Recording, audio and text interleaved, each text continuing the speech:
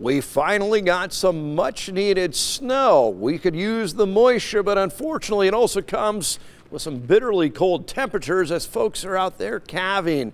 And that moisture is not enough to make a dent in the ongoing drought we're experiencing. It probably won't make a huge difference, but every little bit helps and we're grateful for it. Coming up, we look at the lack of moisture and what it will take to turn things around. Plus, beefing up dietary guidelines, how cattlemen hope to change things to ensure beef is still what's for dinner. Later, here in the epicenter of irrigated agriculture, master irrigators share their knowledge. And so we've been doing a lot of irrigation education for decades, but we're really wanting to think of what's the next level. It's time to grow.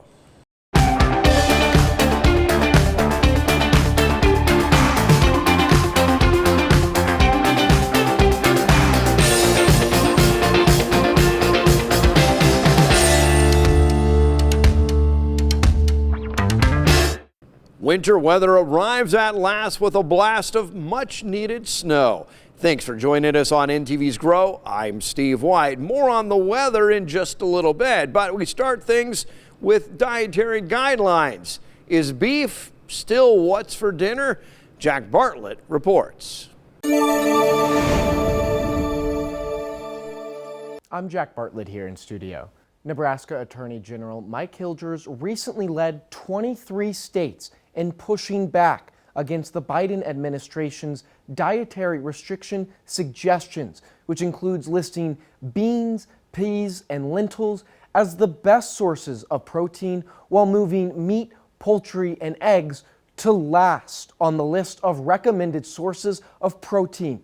Farmers in Nebraska are now concerned that these restrictions will harm their production and profits. I'm a big supporter of all people in production agriculture responsible for raising protein. So I have friends who raise edible beans, and I have friends that raise beef like I do, and poultry and pork and lamb. And I think these arguments, they hurt all of us because they confuse consumers. The president of the National Cattlemen's Beef Association added hesitation for these suggestions because of the potential impacts these restrictions would have to the state's economy. Beef is the livelihood of a lot of, it's the main driver of our economy out there in the ag sector. Is one of the most dominant resources for protein, and whenever you have a challenge that they want to do away with that protein and replace it with peas and lentils,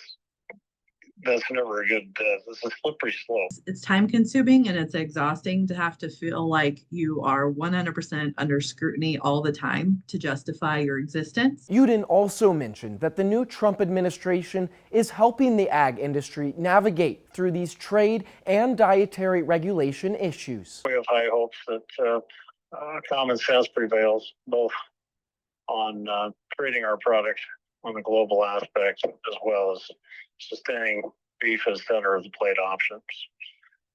So I think there's a lot of positive that we can look at in this new administration. In a statement, Hilger's office said the benefits of animal-based proteins like beef for a healthy diet are well known. No other food has as much protein, calorie for calorie, as beef and other meats. Sufficient protein consumption is linked to satiety, proper childhood development, combating anemia, and building and maintaining muscle. He added that the need for beef is critically important to the development of children in this country and for the state's economy. Nutrition, the building blocks of strong bodies, strong bones, strong muscles. You can't almost create better sources of protein than animal-based proteins like beef, like poultry, like eggs. Hilger says he is looking forward to working with the Trump administration to correct these, in their own words, out-of-touch ideas and help Americans make science-based dietary choices. Reporting for NTV News, I'm Jack Bartlett. Should feedlots be exempt from Nebraska brand law? Senator Teresa Ibo has introduced a bill that would exempt feedlots from brand inspection. Branding allows cattlemen to make their mark, and for those in the Brand area, which starts west of Grand Island, the idea of brand inspection for feedlots has been a touchy issue. IBA argues the change would bring uniformity statewide. The Brand Committee opposes the measure as written. The Nebraska Brand Committee says it recognizes the equal significance of the feeding business to the state's cattle industry and hopes that a fair and equitable solution can be established for all segments. A conservative attorney and close ally of the president has been confirmed as Secretary of Agriculture. Brooke Rollins, an attorney who graduated from Texas A&M University, will serve at USDA. Rollins has a degree in agricultural development and served in the White House Domestic Policy Office during President Trump's first office. She's the former president and CEO of the America First Policy Institute and previously served as an aide to former Texas Governor Rick Perry. She worked as a litigation attorney in Dallas and also clerked for a federal judge in the Northern District of Texas after earning her law degree from the University of Texas. Her appointment came as a surprise over many more well-known candidates, but Rollins has won widespread endorsements from folks in ag industry. Another cold day in Nebraska, but a lot of hot topics to discuss with Mark McHargan, Nebraska Farm Bureau. Let's start with what's going on in D.C. New administration. That means a new Secretary of Agriculture. What are your thoughts there? Well, Secretary Rollins has been a lot of conversation, and again, we kind of the list of people that we thought might be running, she wasn't necessarily on the list, but as I've talked to our representatives, Senator Fishers, Senator Ricketts, they've met with her and really had a good conversation with her. And what we're hearing from Texas counterparts and American Farm Bureau, really here seems like she really has the administrative skills to actually run an office like the USDA. And hopefully she's got a good relationship with the president, that she's able to take those ag issues and take them to the White House. Well, and I think that's one of the things that we've really heard is that she has a really close relationship with President Trump. And so I think that really bodes well for agriculture because it's not just all the programming, it's kind of who has the last conversation with the president that sometimes makes the difference. One of the first things he did was an E15 waiver. We'd certainly like, I think, to have a permanent fix there. Congressman Smith, Senator Fisher, they've really have kind of led the way, and it sounds like they're hoping to get some traction. It's not a new issue. I mean, we've talked about this for years. No, but there is a sense of optimism because of what President Trump did after he got into office, that we might actually, this might be the time that we can actually make that permanent, and that'll be good for a state that's second largest in ethanol production. That really bodes well if we can just get that across the line. You've heard of master gardeners. Now you can become a master irrigator. The state is certainly the epicenter of irrigated agriculture. Now Nebraska Extension launches a new initiative. The Extension team is currently designing what the Master Irrigator program might look like. Officials say there was a desire by some producers to share what they've learned with others, while also creating a way to learn from each other and stay on top of the latest research.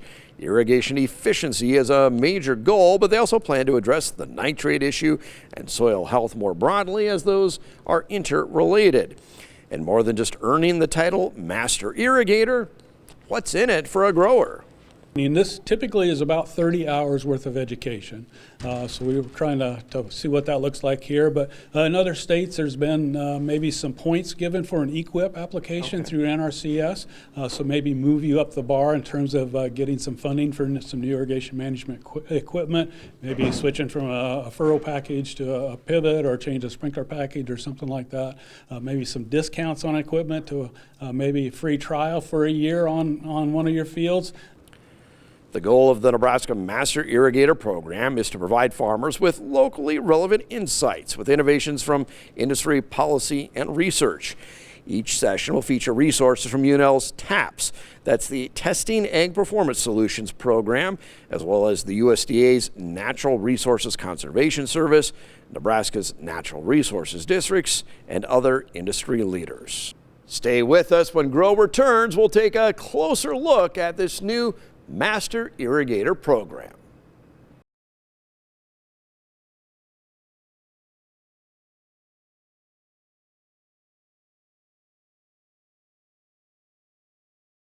Well, here in Nebraska, we're at the epicenter of irrigated agriculture, and how do producers best learn what the new practices are and share that with each other? Crystal Powers from Nebraska Extension. You guys are building out, designing a Master Irrigator program.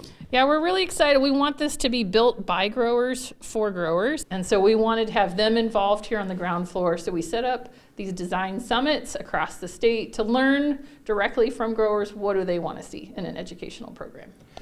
So if somebody in the future were to go through this program, you're still kind of designing that, but what's going to be in it for them from a producer to say, hey, I've been part of this Master Irrigator program? Right, so we're going to have this kind of topically, we're looking at irrigation management, soils management, both soil health, nitrogen management, how all that ties together. And so we've got our industry partners here at this event so that we can all come together and talk about what does a premier educational program look like that's built for growers.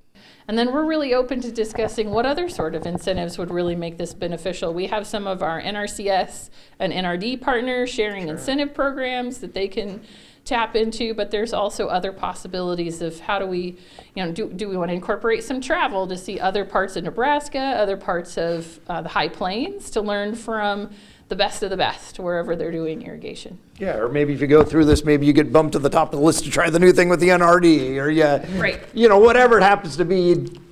Kind of find some fun ways to make it so not just you say, hey, I've done this Master Irrigator thing, but some extra incentives would be kind of cool if you could make it work. And we're working with states across the High Plains who are also have done this program. And in some of those states, they've been able to work with partners to provide discounts on new equipment, or it could be you get priority NRCS equip points has been done in Oklahoma. Okay. And so we're kind of looking at that as Nebraska of what are some of these innovative ways so that one, you learn a lot, but it also might help your pocketbook. I've done the TAPS program the last couple of years. One of the things I've enjoyed most about that is when they have like their banquet or they have a field day and you end up having some conversation with somebody else who goes, oh, you know what I did in my field? I used this piece of technology. Do you envision that being part of this, just kind of a peer resource? Definitely. So we really want this to be about growers learning from each other as well as other advisors who can come alongside and have it be very discussion oriented. So we want this to feel like a cohort that's learning together and learning from each other. And then we also want to incorporate some of the on-farm research so that you can learn from others who are trying it out on their operation. Very cool. So you've got some meetings. That's probably a good chance to jump in. So this is the first of 5, and so we will have 4 more locations coming up, so you can look for the one that's closest to you or the timing works out. We're going to be all the way across the state from Scottsbluff all the way down North Platte, down to Beatrice, and up in O'Neill. So hopefully you can find a location and join us. Snow arrives at last, but it's too little to impact our ongoing drought. We turn now to NTV's Gary Robinson Jr. with that report. I'm Gary Robinson Jr., and much needed snow is falling. And while kids may want to make snow angels on the ground, farmers want moisture to go in the ground, as drought still covers 98% of the state. But will this accumulation even make a dent? Confetti wasn't the only thing falling on Super Bowl Sunday, but so was snow in central Nebraska, with more expected Tuesday night into Wednesday, with local farmers saying that the last good moisture they received was rainfall in November. I mean, it's sad. It was one of the driest harvests I've been a part of. Some more now would help. I spoke with Mike Moritz from the National Weather Service and NTV meteorologist Kyle Kleckner. They were tracking a decent amount of snow, which will help, but not as much as people will like. As far as how much the snowfall will impact the drought, I don't think it'll do a whole lot just because we've been in such dry weather really for several months. Unfortunately, this snow doesn't have a lot of moisture in it. It's a drier, fluffy type of snow. Axtell area farmer Scott Nelson says even though the snow won't make a huge dent, it's better than nothing. Every little bit helps, and I think it probably won't make a huge difference, but every little bit helps, and we're grateful for it. Kyle told me that we haven't got this type of snowfall since last March. Could this be the beginning of a, lack of better words, snowball effect, creating a much-needed pattern? We are in a little bit of a more active pattern here for the next week to 10 days. How much snow we actually receive out of that is maybe a little bit unknown, but at least parts of the Central Plains, and Nebraska and Kansas included, we'll see 2 to 3 chances of snow through the middle part of next week. For NTV News, I'm Gary Robinson Jr. Later in the show, more on the nitrate issues, and just as farmers have adopted precision ag irrigation technologies, how nutrient management is changing. Our Grow Weather Outlook is next.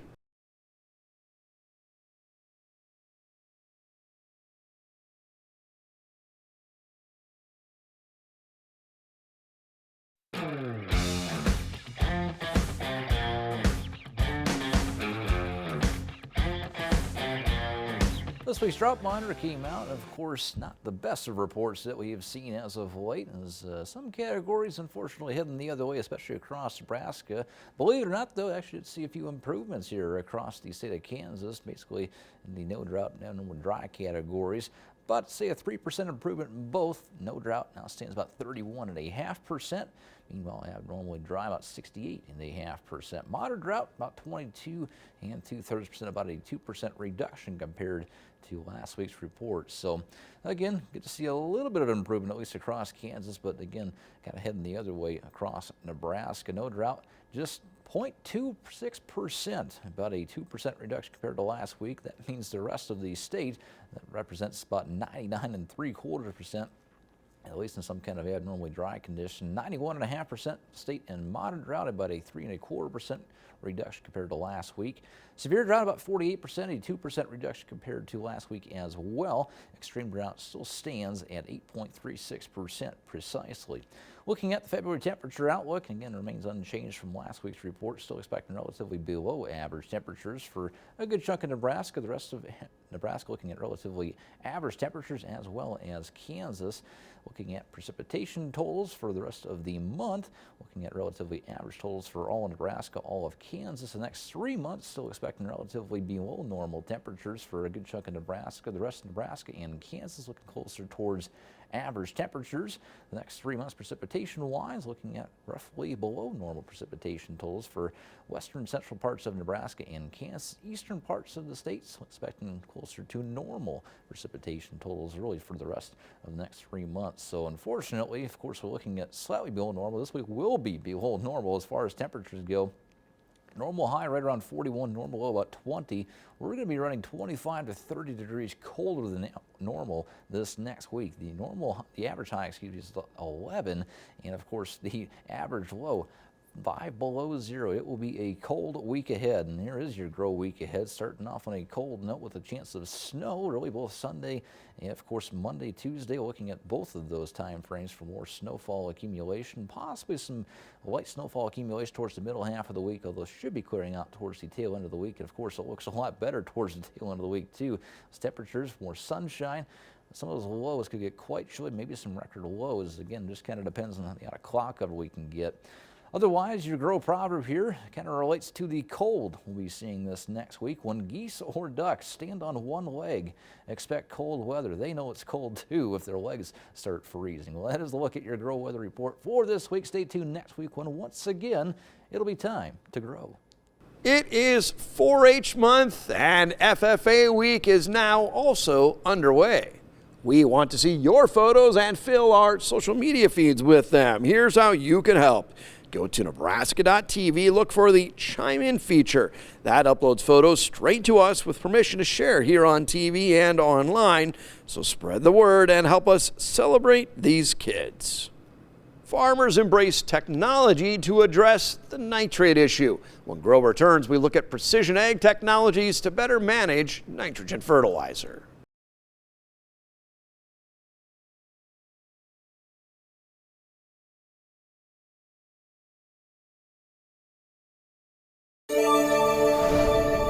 Farmers living with the legacy of high nitrates hope to pass along a better world for the next generation.